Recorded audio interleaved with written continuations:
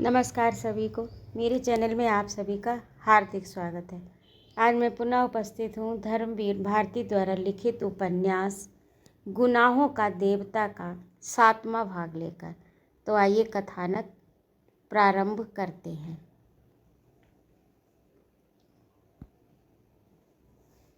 सुधी, तुम जानती हो अगहन में उसका ब्याह क्यों टल रहा है? पहले तुम्हारा ब्याह होगा। चंदर हंसकर बोला। वह पूर्णतया शांत था। उसके स्वर में कम से कम बाहर सिवा चुहल के और कुछ भी न था। मेरा ब्याह, मेरा ब्याह। आंखें फाड़कर, मुंह फैलाकर, हाथ नचाकर, कौतूहल भरे आश्चर्य से सुधा ने कहा और फिर हंस पड़ी। खूब हंसी। कौन करेगा मेरा ब्याह? फिर हंस पड़ी, खूब हंसी। कौन करेगा मेरा ब्याह? बुआ। पापा करने ही नहीं देंगे। हमारे बिना पापा का काम ही नहीं चलेगा। और बाबू साहब, तुम किस पर आकर रंग जमाओगे? ब्याह मेरा? सुधा ने मुंह बिचकाकर उपेक्षा से कहा। नहीं सुधा, मैं गंभीरता से कह रहा हूँ। 3-4 महीने के अंदर तुम्हारा ब्याह हो जाएगा। चंदर उसे विश्वास दिलाते हुए बोला। अरे जाओ, सुधा ने हंसते हुए कहा। ऐसे हम तुम्हारे बनाने में आ जाएं तो हो चुका। अच्छा जाने दो। तुम्हारे पास कोई पोस्ट कार्ड है? लाओ जरा इस कॉमरेड को एक चिट्ठी तो लिख दें। चंदर बात टाल कर बोला। पता नहीं क्यों इस विषय की बात के चलने से उसे कैसा लगता था। कौन कॉमरेड? सुधा ने पूछा। तुम भी कम्युनिस्ट हो गए क्या? नहीं जी, वो बरेली का सोशलिस्ट लड़का कैलाश, जिसने झगड़े में हम लोगों की जान बचाई थी। हमने तुम्हें बताया नहीं था सब किस्सा उस झगड़े का, जब हम और पापा बाहर गए थे? हाँ हाँ, बताया था। उसे ज़रूर खत लिख दो। सुधा ने पोस्ट कार्ड देते हुए कहा। तुम्हें पता मालूम है? चंदर जब पोस्ट कार्ड लिख रहा था तो सुधा ने कहा, सुनो, उसे लिख देना कि पापा की जान बचाने के एवज में आपकी बहुत कृतज्ञ है और कभी अगर हो सके तो आप इलाहाबाद ज़रूर आएं। लिख दिया? हाँ, चंदर ने पोस्ट कार्ड जेब में रखते हुए कहा। चंदर, हम भी सोशलिस्ट पार्टी के मेंबर होंगे, सुधा ने मचलते हुए कहा। चलो, अब तुम्हें नई सनक सवार हुई। तुम क्या समझ रही हो? सोशलिस्ट पार्टी को राजनीतिक पार्टी है। और ये मत करना कि सोशलिस्ट पार्टी में जाओ और लौट कर आओ तो पापा से कहो, अरे हम तो समझे पार्टी है, वहाँ चाय पानी मिलेगा, वहाँ तो सब लोग लेक्चर देते हैं। धत, हम कोई बेवकूफ़ हैं क्या? सुधा ने बिगड़ कर कहा। नहीं, सो तो तुम बुद्धि सागर हो, लेकिन लड़कियों की राजनीतिक बुद्धि कुछ ऐसी ही होती है। चंदर बोला। अच्छा रहने दो, लड़कियां ना हो तो काम ही ना चले। सुधा ने कहा। अच्छा सुधा, आज कुछ रुपए दोगी? हमारे पास पैसे खत्म हैं और सिनेमा देखना है ज़रा।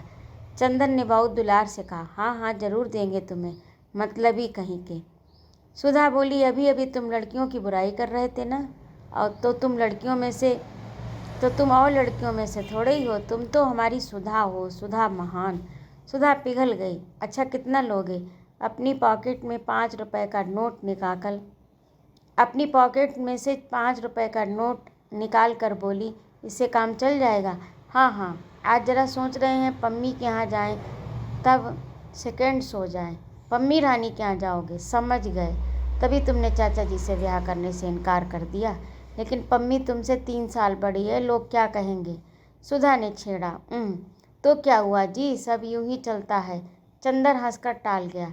तो फिर खाना यहीं खाए जाओ और कार लेते जाओ, सुधा ने कहा। मंगाओ, चंदर ने पलंग पर पैर फैलाते हुए कहा। खाना आ गया और जब तक चंदर खाता रहा, सुधा सामने बैठी रही। बिनती दौड़ दौड़ कर पूड़ी लाती रही। जब चंदर पम्मी के बंगले पर पहुंचा तो शाम होने में देर नहीं थी, लेकिन अभी फर्स्ट शो शुरू होने में देरी थी। पम्मी गुलाबों के बीच टहल रही थी। बर्टी एक अच्छा सा सूट पहने लॉन पर बैठा था, घुटनों पर ठुड्डी रखे कुछ सोच विचार में पड़ा था। बर्टी के चेहरे पर का पीलापन भी कुछ कम था। वह देखने से इतना भयंकर नहीं मालूम पड़ता था, लेकिन उसकी आंखों का पागलपन अभी वैसा ही था। खूबसूरत सूट पहनने पर भी उसका हाल यह था कि एक कॉलर अंदर और एक बाहर। पम्मी ने अंदर को आते हुए देखा तो खिल गई। हेलो कपूर, क्या हाल है? पता नहीं क्यों आज सुबह से मेरा मन कह रहा था कि आज मेरे मित्र जरूर आएंगे और शाम के वक्त तुम तो इतने अच्छे लगते हो जैसे ये जगमग सितारा जिसे देखकर कीट्स ने अपनी आखिरी सानेट लिखी थी। पम्मी ने गुलाब तोड़ा और चंदर के कोट में बटन होल में लगा दिया।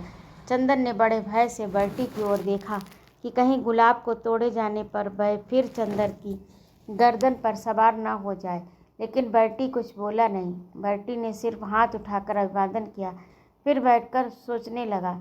पम्मी ने कहा, आओ अंदर चले, और चंदर और पम्मी दोनों ड्राइंग रूम में बैठ गए। चंदर ने कहा, मैं तो डर रहा था कि तुमने गुलाब तोड़कर मुझे दिया तो कहीं बर्टी नाराज ना हो जाए, लेकिन कुछ बोला नहीं। पम्मी मुस्कुराई। हाँ, अब वह कुछ कहता नहीं है।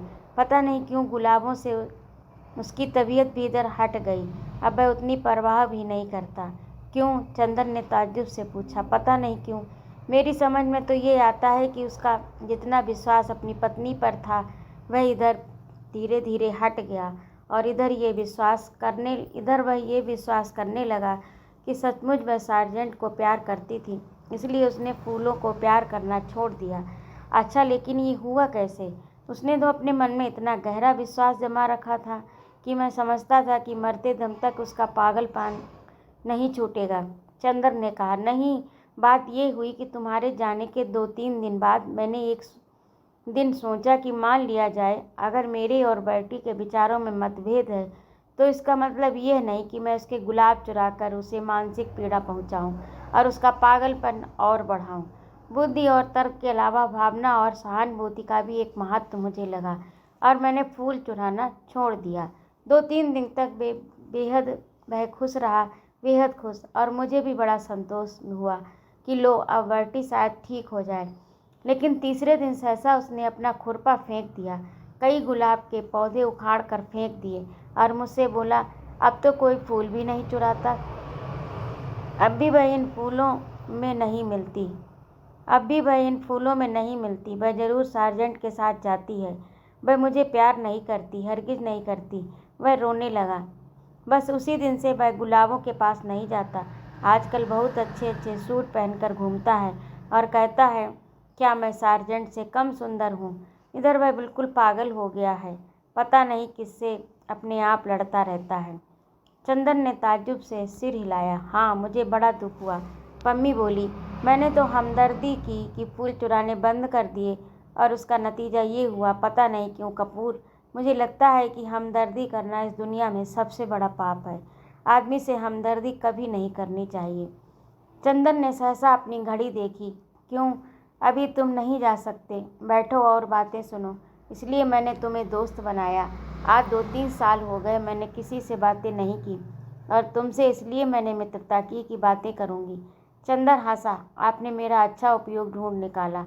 नहीं, उपयोग नहीं कपूर साहब, तुम मुझे गलत न समझना। जिंदगी ने मुझे इतनी बातें बताई हैं कि ये किताब जो मैं इधर पढ़ने लगी हूँ, इन्होंने मुझे इतनी बातें बताई कि मैं चाहती हूँ कि उन पर बातचीत करके अपने मन का बोझ हल्का कर लूँ, और तुम्हें बैठकर सुननी होंगी सभी बातें। हाँ, मैं तैयार हूँ। लेकिन किताबें पढ़नी कब से शुरू कर दी तुमने? चंदर ने ताज्जुब से कहा। अभी उस दिन मैं डॉक्टर शुक्ला के यहाँ गई। उनकी लड़की से मालूम हुआ कि तुम्हें कविता पसंद है। मैंने सोचा उसी पर बातें करूं, और मैंने कविताएं पढ़नी शुरू कर दी। अच्छा, तो देखता हूं कि 2-3 हफ्ते में भाई और बहन दोनों में कुछ परिवर्तन आ गए। पम्मी कुछ बोली नहीं, हंस दी। मैं सोचता हूँ पम्मी के आज सिनेमा देखने जाऊँ। कार है साथ में, अभी 15 मिनट बाकी है, चाहो तो चलो। सिनेमा? आज 4 साल से मैं कहीं नहीं गई हूँ। सिनेमा? हौजी बाल डांस सभी जगह जाना बंद कर दिया मैंने। मेरा दम घुटेगा हॉल के अंदर, लेकिन चलो देखें। अभी भी कितने ही लोग वैसे ही खुशी से सिनेमा देखते होंगे। एक गहरी सांस लेकर पम्मी बोली, बर्टी को ले चलोगे? हाँ हाँ, तो चलो उठो, फिर देर हो जाएगी।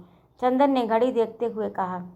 पम्मी फौरन अंदर के कमरे में गई और एक जॉर्जेट का हल्का भूरा गाउन पहनकर आई। इस रंग में वह जैसे निखर आई थी। चंदन ने उसकी ओर देखा तो वह लजा गई। बोली, इस तरह से मत देखो, मैं जानती हूँ ये मेरा सबसे अच्छा गाउन है, इसमें कुछ अच्छी लगती होंगी, चलो। और कार आकर उसने बेतकल्लुफ़ी से उसके कंधे पर हाथ रख दिया। दोनों बाहर आए तो बर्टी लान पर घूम रहा था। उसके पैर लड़खड़ा रहे थे, लेकिन वह बड़ी शान से सीना ताने था। बर्टी, आज मिस्टर कपूर मुझे सिनेमा दिखलाने जा रहे हैं, तुम भी चलोगे? बर्टी ने सिर हिलाकर जोर से कहा, सिनेमा जाऊंगा? कभी नहीं, भूल कर भी नहीं। तुमने मुझे क्या समझा? मैं सिनेमा जाऊंगा? धीरे धीरे उसका स्वर मंद पड़ गया। अगर सिनेमा में वह सार्जेंट के साथ मिल गई तो मैं उसका गला घोंट दूंगा। अपने गले को दबाते हुए बर्टी बोला, और इतनी जोर से दबा दिया कि अपना गला की आंखें लाल हो गईं। खांसने लगा। खांसी बंद हुई तो बोला, वह मुझे प्यार नहीं करती, वह सार्जेंट को प्यार करती है। वह उसी के साथ घूमती है। अगर वह मिल जाएगी सिनेमा में तो उसकी हत्या कर डालूंगा, तो पुलिस आएगी, खेल खत्म हो जाएगा। तुम जानते हो मिस्टर कपूर, मैं उससे कितना नफरत करता हूँ। और लेकिन नहीं, कौन जानता है मैं नफरत करता हूँ और वह मुझे कुछ समझ में नहीं आता। मैं पागल हूँ। ओफ! वह सिर थाम कर बैठ गया। पम्मी ने चंदर का हाथ पकड़कर कहा, चलो, यहाँ रहने से इसका दिमाग और खराब होगा, आओ। दोनों जाकर कार में बैठे। चंदर खुद ही ड्राइव कर रहा था। पम्मी बोली, बहुत दिन से मैंने कार नहीं ड्राइव की, लाओ आज मैं ड्राइव करूं। पम्मी ने स्टीयरिंग अपने हाथ में ली। चंदर इधर बैठ गया। थोड़ी देर में कार रीजेंट के सामने पहुंची। चित्र था सैलामी हेयर सी ड्रॉन सैलामी, जहां वह नाची थी। चंदर ने टिकट लिया और दोनों ऊपर बैठ गए। अभी न्यूज रील चल रही थी। सहसा पम्मी ने कहा, कपूर सैलामी की कहानी मालूम है ना? क्या ये कोई उपन्यास है? चंदर ने पूछा। नहीं, यह बाइबिल की एक कहानी है। असल में एक राजा था, हैराद। उसने अपने भाई को मारकर उसकी पत्नी से अपनी शादी कर ली। उसकी भतीजी थी सैलामी, जो बहुत सुंदर थी और बहुत अच्छा नाचती थी। हैराद उस पर भी मुग्ध हो गया, लेकिन सैलामी एक पैगंबर पर मुग्ध थी। पैगंबर ने सैलामी के प्रणय को ठुकरा दिया। एक बार हैराद ने सैलामी से कहा, यदि तुम नाचो तो मैं तुम्हें कुछ दे सकता हूँ। सैलामी नाची और पुरस्कार में उसने अपना अपमान करने वाले पैगंबर का सिर मांगा। हैराद वचनबद्ध था। उसने पैगंबर का सिर तो दे दिया, लेकिन बाद में इस भय से कि कहीं राज्य पर कोई आपत्ति न आ जाए, उसने सैलामी को भी मरवा डाला। चंदर को ये कहानी बहुत अच्छी लगी। तब तो चित्र बहुत ही अच्छा होगा, उसने सोचा। सुधा की परीक्षा है, वरना सुधा को भी दिखला देता। लेकिन क्या नैतिकता है इन पाश्चात्य देशों की कि अपनी भतीजी पर ही हैराद मुग्ध हो गया। उसने कहा पम्मी से, लेकिन हैराद अपनी भतीजी पर ही मुग्ध हो गया तो क्या हुआ? ये तो सेक्स है मिस्टर कपूर। सेक्स कितनी भयंकर शक्तिशाली भावना है, यह भी शायद तुम नहीं समझते। अभी तुम्हारी आंखों में बड़ा भोलापन है। तुम रूप की आग के संसार से दूर मालूम पड़ते हो, लेकिन शायद 1 साल बाद तुम भी जानोगे कि ये कितनी भयंकर चीज़ है। आदमी के सामने वक्त बेवक्त, नाता, रिश्ता, मर्यादा, अमर्यादा कुछ भी नहीं रह जाता। मैं अपनी भतीजी पर मोहित हुआ तो क्या? मैंने तो तुम्हारे यहाँ एक पौराणिक कहानी पढ़ी थी कि महादेव अपनी लड़की सरस्वती पर मुग्ध हो गए। महादेव नहीं, ब्रह्मा। चंदर बोला, हाँ हाँ, ब्रह्मा, मैं भूल गई थी। तो वह ये तो सेक्स है, आदमी को कहाँ ले जाता है, ये अंदाज भी नहीं किया जा सकता। तुम तो अभी बच्चों की तरह भोले हो। ईश्वर न करे तुम कभी इस प्याले का शरबत चखो। मैं भी तुम्हारी इसी पवित्रता को प्यार करती हूँ। पम्मी ने चंदर की ओर देख कर कहा, तुम जानते हो मैंने तलाक क्यों दिया? मेरा पति मुझे बहुत चाहता था, लेकिन मैं विवाहित जीवन के वासनात्मक पहलू से घबरा उठी। मुझे लगने लगा मैं आदमी नहीं हूँ, बस मांस का लोथड़ा हूँ जिसे मेरा पति जब चाहे मसल दे, जब चाहे ऊब गई थी। एक गहरी नफरत थी मेरे मन में। तुम आए तो तुम बड़े पवित्र लगे। तुमने आते ही प्रणय याचना नहीं की। तुम्हारी आंखों में भूख नहीं थी, हमदर्दी थी, स्नेह था, कोमलता थी, निश्चलता थी। मुझे तुम काफ़ी अच्छे लगे। तुमने मुझे अपनी पवित्रता देकर जिला दिया। चंदर को एक अजब सा गौरव अनुभव हुआ और पम्मी के प्रति एक बहुत ऊंची आदर भावना। उसने पवित्रता देकर जिला दिया। सहसा चंदर के मन में आया, लेकिन ये उसके व्यक्तित्व की पवित्रता किसकी दी हुई है? सुधा की ही ना। उसी ने तो उसे सिखाया कि पुरुष और नारी में कितने ऊंचे संबंध रह सकते हैं। क्या सोच रहे हो? पम्मी ने अपना हाथ कपूर की गोद में रख दिया।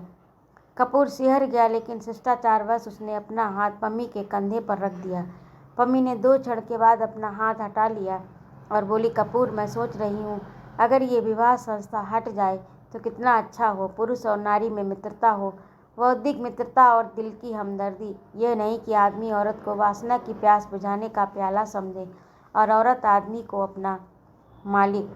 असल में बंधने के बाद ही पता नहीं क्यों संबंधों में विकृति आ जाती है। मैं तो देखती हूँ कि प्रणय विवाह भी होते हैं तो वह असफल हो जाते हैं, क्योंकि विवाह के पहले आदमी औरत को ऊंची निगाह से देखता है, हमदर्दी और प्यार की चीज़ समझता है, और विवाह के बाद वह सिर्फ वासना की। मैं तो प्रेम में भी विवाह पक्ष में नहीं हूँ और प्रेम में भी वासना का विरोध करती हूँ, लेकिन हर लड़की ऐसी नहीं होती। चंदर बोला, तुम्हें वासना से नफरत हो, लेकिन हर एक को तो नहीं। हर एक को होती है। लड़कियां बस वासना की झलक, एक हल्की सिहरन, एक गुदगुदी पसंद करती हैं। बस उसी के पीछे उन पर चाहे जो दोष लगाया जाए, लेकिन अधिकतर लड़कियां कम वासना प्रिय होती हैं, लड़के ज़्यादा। चित्र शुरू हो गया, वह चुप हो गई, लेकिन थोड़ी ही देर में मालूम हुआ कि चित्र भ्रमात्मक था। वह बाइबिल की सेलामी की कहानी नहीं थी, वह एक अमेरिकन नर्तकी और कुछ डाकुओं की कहानी थी। पम्मी ऊब गई। अब जब डाकू पकड़कर सेलामी को एक जंगल में ले गए तो इंटरवल हो गया और पम्मी ने कहा, अब चलो। आधे ही चित्र से तबीयत ऊब गई। दोनों उठ खड़े हुए और नीचे आए। कपूर, अब की बार तुम ड्राइव करो, पम्मी बोली। नहीं, तुम ही ड्राइव करो, कपूर बोला। कहाँ चलें? पम्मी ने स्टार्ट करते हुए कहा। जहाँ चाहूँ, कपूर ने विचारों में डूबे हुए कहा। पम्मी ने गाड़ी खूब तेज चला दी। सड़कें साफ थीं। पम्मी का कॉलर फहराने लगा, उड़कर चंदर के गालों पर थपकियाँ लगाने लगा। चंदर दूर खिसक आया। पम्मी ने चंदर की ओर देखा और बजाय कॉलर ठीक करने के गले का बटन भी खोल दिया और चंदर को पास खींच लिया। चंदर चुपचाप बैठ गया। पम्मी ने एक हाथ स्टीयरिंग पर रखा और एक हाथ से चंदर का हाथ पकड़े ही, जैसे वह चंदर को दूर नहीं जाने देगी। चंदर के बदन में एक हल्की सिहरन नाच रही थी। क्यों? शायद इसीलिए कि हवा ठंडी थी, या शायद इसीलिए उसने पम्मी का हाथ अपने हाथ में हटाने की कोशिश की। पम्मी ने हाथ खींच लिया और कार के अंदर की बिजली जला दी। कपूर चुपचाप ठाकुर साहब के बारे में सोचता रहा। कार चलती रही। जब चंदर का ध्यान टूटा तो उसने देखा कि कार मैकफर्सन लेक के पास रुकी है। दोनों उतरे। बीच में सड़क थी। इधर नीचे उतर कर झील, उधर गंगा बह रही थी। 8 बजा होगा। रात हो गई। चारों तरफ सन्नाटा था, बस सितारों की हल्की रोशनी थी। मैकफर्सन झील काफ़ी सूख गई थी। किनारे किनारे मछली मारने के मचान बने थे। इधर आओ, पम्मी बोली, और दोनों नीचे उतरकर मचान पर जा बैठे। पानी का धरातल शांत था। सिर्फ कहीं कहीं मछलियों के उछलने या सांस लेने में पानी हिल जाता था। पास ही के नीवा गांव में किसी के यहाँ शायद शादी थी, जो शहनाई का हल्का स्वर हवाओं की तरंगों पर हिलता डुलता आ रहा था। दोनों चुपचाप थे। थोड़ी देर बाद पम्मी ने कहा, कपूर, चुपचाप रहो, कुछ बात मत करना। उधर देखो, पानी में सितारों का प्रतिबिंब देख रहे हो? चुप्पे से सुनो ये सितारे क्या बातें कर रहे हैं। पम्मी सितारों की ओर देखने लगी। कपूर चुपचाप पम्मी की ओर देखता रहा। थोड़ी देर बाद सहसा पम्मी एक बांस से टिककर बैठ गई। उसके गले के 2 बटन खुले हुए थे, उसमें से रूप की चांदनी फटी पड़ती थी। पम्मी आंखें बंद किए बैठी थी। चंदन ने उसकी ओर देखा, फिर जाने क्यों उससे देखा नहीं गया। वह सितारों की ओर देखने लगा। पम्मी के कॉलर के बीच से सितारे टूट टूट कर बरस रहे थे। सहसा पम्मी ने आंखें खोल दी। चंदर का कंधा पकड़कर बोली, कितना अच्छा हो अगर आदमी हमेशा संबंधों में एक दूरी रखे, सेक्स ना आने दे। ये सितारे हैं, देखो कितने नज़दीक है, करोड़ों बरस से साथ हैं, लेकिन कभी भी एक दूसरे को छूते तक नहीं। तभी तो संग निभ जाता है। सहसा उसकी आवाज़ में जाने क्या छलक आया। चंदर जैसे मदहोश हो गया। बोली, वह बस ऐसा हो कि आदमी अपने प्रेमास्पद को निकटतम लाकर छोड़ दे, उसको बांधे ना। कुछ ऐसा हो कि होठों के पास खींच कर छोड़ दे। और पम्मी ने चंदर का माथा ऊँटों तक लाकर छोड़ दिया। उसकी गर्म गर्म सांसें चंदर की पलकों पर बरस गईं। कुछ ऐसा हो कि आदमी उसे अपने हृदय तक खींच कर फिर सटा दे। और चंदर को पम्मी ने अपनी बाहों में घेर कर अपने वक्ष तक खींच कर छोड़ दिया। वक्ष की गरमाई चंदर के रोम रोम में सुलग उठी। वह बेचैन हो उठा। उसके मन में आया कि वह अभी यहाँ से चला जाए। जाने कैसा लग रहा था। सहसा पम्मी बोली, लेकिन नहीं, हम लोग मित्र हैं। और कपूर, तुम बहुत पवित्र हो, निष्कलंक हो और तुम पवित्र रहोगे। मैं जितनी दूरी, जितना अंतर, जितनी पवित्रता पसंद करती हूँ वह तुम में है और हम लोगों में हमेशा निभेगी, जैसे इन सितारों में हमेशा निभती आई है। चंदर चुपचाप सोचने लगा, वह पवित्र है। एकाएक उसका मन जैसे उबने लगा, जैसे एक विहंग शिशु घबराकर अपने नीड़ के लिए तड़प उठता, वैसे ही वह इस वक्त तड़प उठा सुधा के पास जाने के लिए। क्यों? पता नहीं क्यों। यहाँ कुछ है जो उसे जकड़ लेना चाहता है। वह क्या करे? पम्मी उठी, वह भी उठा। बांस का मचान हिला, लहरों में हरकत हुई। करोड़ों साल से अलग और पवित्र सितारे खिले, आपस में टकराए, चूर चूर होकर बिखर गए। रात भर चंदर को नींद नहीं आई। अब गर्मी काफ़ी पड़ने लगी थी। एक सूती चादर से ज़्यादा नहीं ओढ़ा जाता था। चंदर ने वह भी ओढ़ना छोड़ दिया, लेकिन उस दिन रात को अक्सर एक अजब सी कपकपी उसे झकझोर जाती थी। वह कसकर चादर लपेट लेता। जब उसकी तबीयत घुटने लगती तब वह उठ बैठता। उसे रात भर नींद नहीं आई। बार बार झपकी आई। लगा कि खिड़की के बाहर सुनसान अंधेरे में अजब सी आवाज़ें आती हैं, नागिन बनकर उनकी सांसों में लिपट जाती हैं। वह परेशान हो उठता है। इतने में फिर कहीं से कोई मीठी सतरंगी संगीत की लहर आती है, उसे सचेत और सजग कर जाती है। एक बार उसने देखा कि सुधा और गेसु कहीं चली जा रही हैं। उसने गेसु को कभी नहीं देखा था, लेकिन उसने सपने में गेसु को पहचान लिया।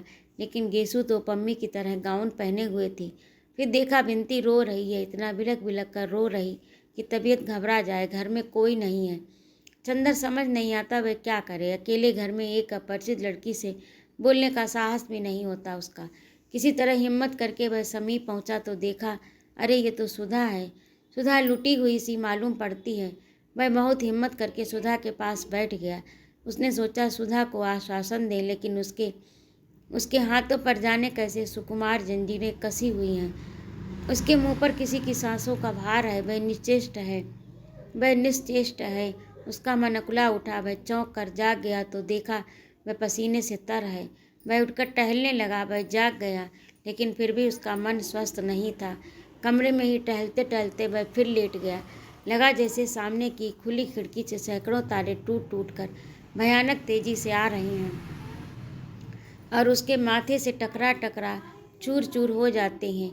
एक मर्मांतक पीड़ा उसकी नसों में खौल उठी और लगा जैसे उसके अंग अंग में चिताएं धधक रही हैं। जैसे तैसे रात कटी। सुबह उठते ही वह यूनिवर्सिटी जाने से पहले सुधा के यहाँ गया। सुधा लेटी हुई पढ़ रही थी। डॉक्टर शुक्ला पूजा कर रहे थे। बुआ जी शायद रात को चली गई थी, क्योंकि बिनती बैठी तरकारी काट रही थी और खुश नजर आ रही थी। चंदर सुधा के कमरे में गया। देखते ही सुधा मुस्कुरा पड़ी। बोली कुछ नहीं, लेकिन आते ही उसने चंदर के अंग अंग को अपनी निगाहों के स्वागत में समेट लिया। चंदर सुधा के पैरों के पास बैठ गया। कल रात को तुम कार लेकर वापस आए तो चुप्पे से चले गए। सुधा बोली, कहो कल कौन सा खेल देखा? कल बहुत बड़ा खेल देखा, बहुत बड़ा खेल सुधी। चंदर व्याकुलता से बोला, अरे जाने कैसा मन हो गया, रात भर नींद नहीं आई। उसके बाद चंदर सब बता गया। जैसे वह सिनेमा गया, उसने पम्मी से क्या बात की, उसके बाद कैसे कार पर उसने चंदर को पास खींच लिया, कैसे वे लोग मैकफर्सन झील गए और वहाँ पम्मी पागल हो गई। फिर कैसे चंदर को एकदम सुधा की याद आने लगी। फिर रात भर चंदर को कैसे कैसे सपने आए। सुधा बहुत गंभीर होकर मुंह में पेंसिल दबाए कोहनी टेके बस चुपचाप सुनती रही और अंत में बोली, तो तुम इतने परेशान क्यों हो गए चंदर? उसने तो अच्छी की बात कही थी, ये तो अच्छा ही है।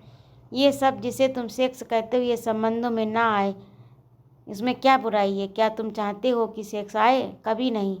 तुम मुझे अभी तक नहीं समझ पाई। तो ठीक है, तुम भी नहीं चाहते कि सेक्स आए और वह भी नहीं चाहती कि सेक्स आए, तो झगड़ा क्या है?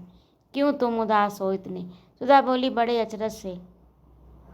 लेकिन उसका व्यवहार कैसा है? चंदन ने सुधा से कहा। ठीक तो है, उसने बता दिया कि तुम्हें कि इतना अंतर होना चाहिए। समझ गए, तुम लालची आदमी चाहते होगे यह भी अंतर न रहे, इसलिए तुम उदास हो गए। छी। होठों में मुस्कुराहट और आंखों में शरारत की झलक छिपाते हुए सुधा बोली, तुम तो मजाक करने लगी। चंदर बोला। सुधा सिर्फ चंदर की ओर देखकर मुस्कुराती रही।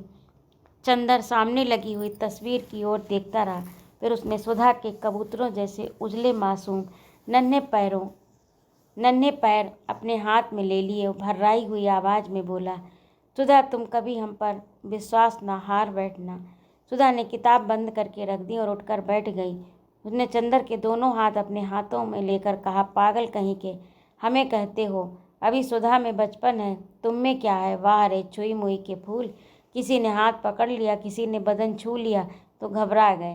तुमसे अच्छी लड़कियां होती हैं। सुधा ने उसके दोनों हाथ झकझोरते हुए कहा, नहीं सुधी, तुम नहीं समझती। मेरी ज़िंदगी में एक ही विश्वास की चट्टान है और वह हो तुम। मैं जानता हूँ कि कितने ही जल प्रलय हों, लेकिन तुम्हारे सहारे मैं हमेशा ऊपर रहूँगा। तुम मुझे डूबने नहीं दोगी। तुम्हारे ही सहारे मैं लहरों से खेल भी सकता हूँ, लेकिन तुम्हारा विश्वास अगर कभी हिला तो मैं किन अंधेरी गहराइयों में डूब जाऊँगा, यह मैं कभी सोच नहीं पाता। चंदन ने बड़े कातर स्वर में कहा। तो ये था आज का भाग। आपको कैसा लगा कमेंट करके अवश्य बताइएगा। और यदि आपको मेरा कहानी सुनाना अच्छा लगा, कृपया मेरे चैनल को सब्सक्राइब करिए, लाइक और कमेंट करिए। सुनने के लिए बहुत बहुत धन्यवाद। जय माँ भारती।